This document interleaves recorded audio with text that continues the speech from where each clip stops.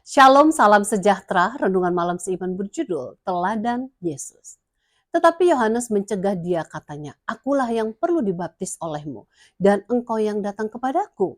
Lalu Yesus menjawab katanya kepadanya, biarlah hal itu terjadi karena demikianlah sepatutnya kita menggenapkan seluruh kehendak Allah. Dan Yohanes pun menurutinya. Matius 3 ayat 14 dan 15. Alkitab menunjukkan bahwa Yesus tidak pernah berdosa walaupun telah dicobai dengan berbagai cara. Ibrani 4 ayat 15. Mengapakah Yesus harus dibaptiskan?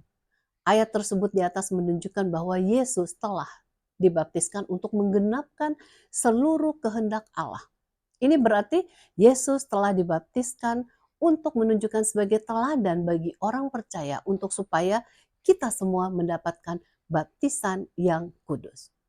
Bagaimana pentingnya baptisan? Kita lihat bagaimana pada akhir tugas Kristus di dunia, ia memberikan perintah-perintah kepada muridnya. Karena itu pergilah jadikanlah semua bangsa muridku dan baptislah mereka dalam nama Bapa dan Anak dan Roh Kudus dan ajarlah mereka melakukan segala sesuatu yang telah kuperintahkan kepadamu. Dan ketahuilah aku menyertai kamu senantiasa sampai kepada akhir zaman. Matius 28 ayat 19 dan 20. Di dalam perintah ini, Kristus menjelaskan bahwa baptisan merupakan keharusan bagi orang yang ingin turut ambil bagian dalam jemaatnya di dalam kerajaan rohani.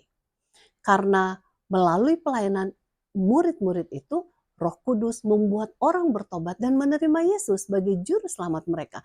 Dan mereka harus dibaptiskan di dalam nama Allah Tritunggal itu.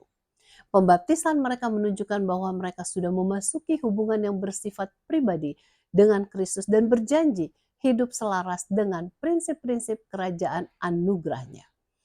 Kristus menyimpulkan mandat yang diberikannya membaptiskan dengan sebuah jaminan.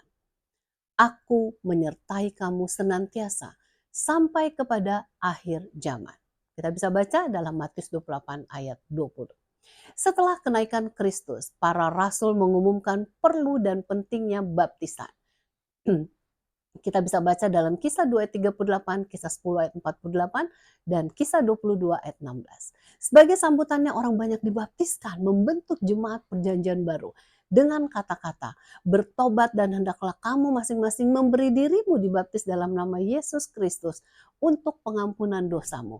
Maka kamu akan menerima karunia Roh Kudus. Kisah 2 ayat 38 yang berarti bahwa orang percaya telah mendapatkan dan menerima otoritas Bapa, Anak, dan Roh Kudus. Kita bisa baca dalam Kisah 10 ayat 48 dan Kisah 8 ayat 16. Dengan ketiga pengalaman tersebut, baptisan Yesus, perintah Yesus untuk membaptiskan dan khotbah para rasul, maka baptisan merupakan hal yang sungguh penting bagi orang percaya.